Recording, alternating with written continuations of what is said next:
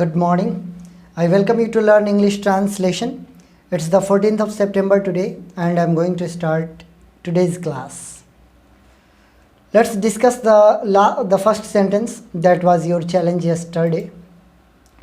Most of you answered it correctly and your sentences, your translations were absolutely perfect. But if I talk about the fastest person who answered or who translated the sentence was Pankaj Mishra. So I congratulate Pankaj Mishra on his success, and it's a very good task that you completed in an easy way. So congratulations Pankaj Mishra. So today's challenge for you is that तुमसे मिलकर मैंने सबको जाना. This is the sentence that you have to translate today. The comment box is waiting for you and go there and translate the sentence as soon as possible. So let's start today's class. The first sentence is गलती करना मानवीय है, क्षमा करना दैवीय है. This is a frequently used sentence in our Hindi conversation. इसको English में अगर बोलना चाहें तो होता है to err is human, to forgive is divine. To err गलती करना, to forgive. इसमें इन्फिनेटिव को सब्जेक्ट के रूप में रखा गया है. to err गलती करना, is लगाया गया इन्फिनेटिव के रूप में. मानवीय का ह्यूमन होता है. क्षमा करना का फॉरगिव होता है. टू फॉरगिव सब्जेक्ट बनाया गया, इज लगाया गया. दैवी का डिवाइन होता है. मुझे इसकी फ़िक्र नहीं है. I am not bothered.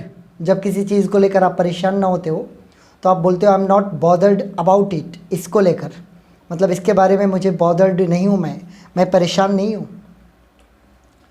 मुझे तुमसे बहुत लगाव है. जब आप किसी व्यक्ति से क्लोज़ होते हो तो क्लोज़ टू का यूज़ किया जाता है. I am very close to you यानी कि मैं आपके बहुत करीब हूँ, घनिष्ठ संबंध है हमारा, यानी कि मुझे तुमसे बहुत लगाव है.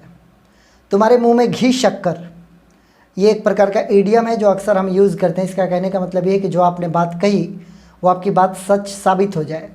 मे योर वर्ड्स कम ट्रू. भगवान करे कि तुम्हारे जो वर्ड्स है वो ट्रू हो जाए, यानी कि तुम्हारे मुँह में घी शक्कर. हमेशा अपने वादों को पूरा करो. Always keep to your promises. Keep to निभाना के लिए यूज़ होता है, प्रॉमिस निभाना के लिए.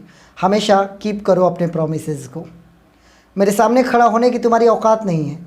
जब किसी से गुस्से में लड़ाई झगड़ा होती है तो अक्सर ये सेंटेंस हम यूज़ करते हैं. You don't dare to stand before me. Before का यूज़ के सामने के अर्थ में भी होता है. यू डोंट डेयर, तुम्हारी हिम्मत नहीं है, टू स्टैंड खड़ा होने की, बिफोर मी मेरे सामने. तुमको क्या लगता है मैं मूर्ख हूँ? इंट्रोगेटिव है. Do you think I am a fool? ये कन्वर्सेशन में स्पोकन इंग्लिश में आप अक्सर यूज़ कर सकते हो. Do you think I am a fool? क्या तुमको लगता है कि मैं मूर्ख हूँ? तुम्हारे कहने से क्या होता है, यानी कि तुम जो कहते हो उससे कोई फ़र्क नहीं पड़ता है. कहने का मतलब ये है तुम जो कहते हो, व्हाट यू से डजेंट मेक एनी डिफरेंस. इससे कोई डिफरेंस नहीं होता, यानी कि इससे कोई फ़र्क नहीं पड़ता. व्हाट यू से को सब्जेक्ट के रूप में यूज़ किया गया है. ये एक नाउन क्लॉज है और इसके साथ डजेंट का यूज़ किया गया है. मेक एनी डिफरेंस का मतलब होता है फ़र्क पड़ना. तुम जैसा कहोगे मैं वैसा करने को तैयार हूँ. तो पहले आप बना ले कि मैं करने को तैयार हूँ. I am ready to do. जैसा वैसा के लिए एज लगा दिया. तुम कहोगे यानी कि तुम मुझसे कहते हो करने को.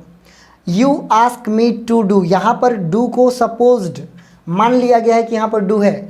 इन्फिनेटिव का चिन्ह टू लगाकर और डू को छुपा दिया गया है क्योंकि डू यहाँ पर आया हुआ है. जब भी कोई कार्य करने के लिए कहते हैं तो आस्क लगाकर, ऑब्जेक्ट लगाकर और टू प्लस भी वन लगता है.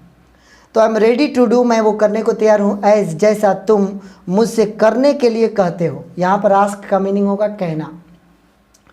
मुझसे ये नहीं होगा. इसको इंग्लिश में बोला जाता है आई can't do that.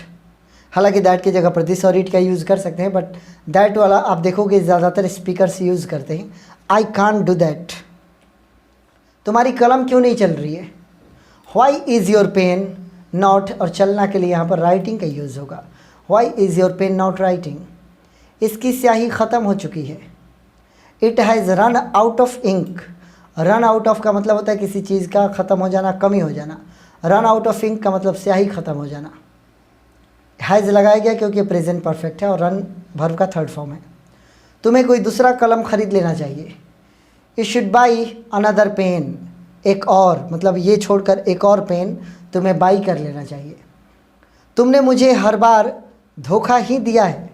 You have cheated me every time. You have cheated मी, तुमने मुझे चीट किया है. एवरी टाइम, हर बार. ये प्रेजेंट परफेक्ट में है इसीलिए यहाँ पर हैज़ लगा हुआ है. ये आपका आज का ट्रांसलेशन का क्लास हो गया आप सभी के लिए।